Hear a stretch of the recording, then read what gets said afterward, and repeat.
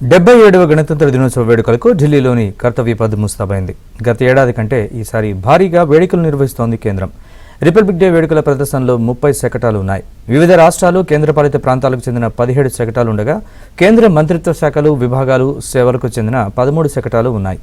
భారత్ సాధిస్తున్న వేగవంతమైన ప్రగతిని, దేశం యొక్క గొప్ప ఉజ్వల సాంస్కృతిక వైవిధ్యంతో మేళవించిన శకటాల ప్రదర్శన జరగబోతోంది.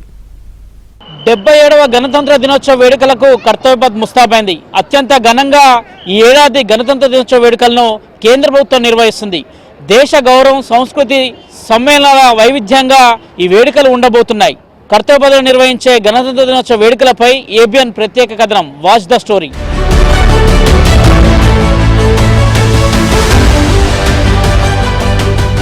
ఈ ఏడాది గణతంత్ర దినోత్సవ వేడుకలను కేంద్రం ఘనంగా నిర్వహించేందుకు ఏర్పాట్లు చేస్తోంది.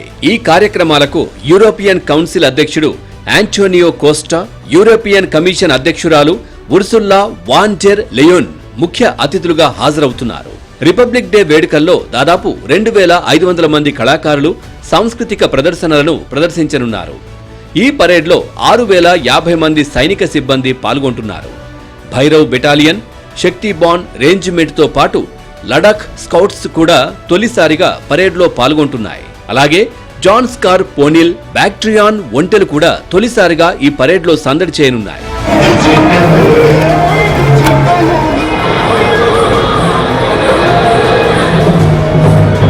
గణతంత్ర దినోత్సవ పరేడ్ ఆహ్వాన పత్రికలను కూడా వందే మాతరం ఇతివృత్తంతో రూపొందించారు.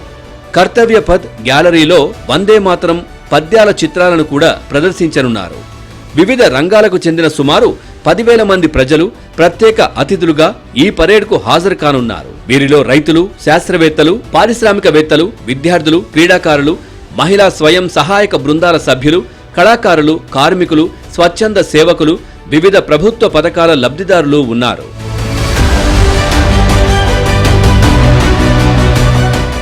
గణతంత్ర దినోత్సవ సందర్భంగా కర్తవ్య పథ్ లోని గ్యాలరీలకు దేశవ్యాప్తంగా ప్రవహించే నదుల పేర్లతో నామకరణం చేశారు. ఈ వేడుకల్లో సాంస్కృతిక ప్రదర్శన అందరినీ ఆకట్టుకోనుంది.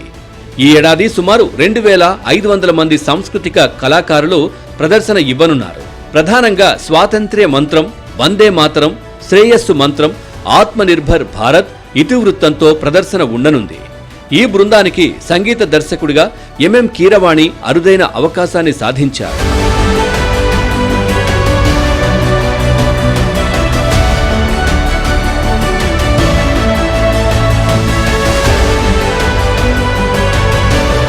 ఇక రిపబ్లిక్ డే వేడుకల్లో ప్రత్యేక ఆకర్షణగా తెలంగాణ నుంచి తొలిసారి ఒగ్గు, డోలు నృత్య ప్రదర్శన ఇవ్వనుంది. ఈ బృందానికి ఇప్పటికే ఢిల్లీలో శిక్షణ ఇస్తున్నారు. అలాగే తెలంగాణ, ఏపీ నుంచి 133 మంది ఎన్సీసీ క్యాండిడేట్లు కూడా రిపబ్లిక్ డే ప్రదర్శనల్లో పాల్గొంటారు.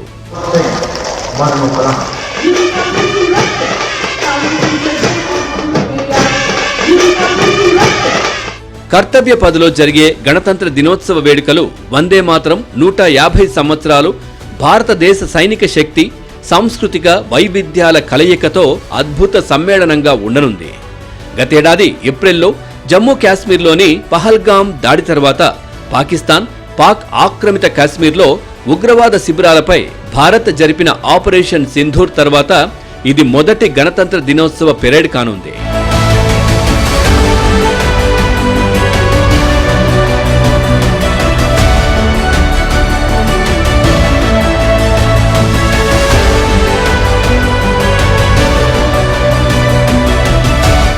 వ గణతంత్ర దినోత్సవ వేడుకలకు కర్తవ్య పథ్ ముస్తాబైంది. మొత్తం 30 శకటాలు అందరినీ ఆకట్టుకోబోతున్నాయి. తెలుగు రాష్ట్రాలకు సంబంధించిన శకటాలు లేకపోవడం అత్యంత బాధాకరం. మరోవైపు తెలంగాణ నుంచి మొదటిసారిగా ఒగ్గుటోలు నృత్యంతో 30 మంది కళాకారులు పెరేడ్లో ప్రత్యేక ఆకర్షణగా నిలవబోతున్నారు. ఆంధ్రప్రదేశ్ నుంచి ఎన్సీసీ స్టూడెంట్లు సైతం కూడా ప్రత్యేక ఆకర్షణగా పెరేడ్ నిర్వహించబోతున్నారు. వీడియో జర్నలిస్టు నిశాంత్తో సతీష్, ఏబిఎన్, న్యూఢిల్లీ.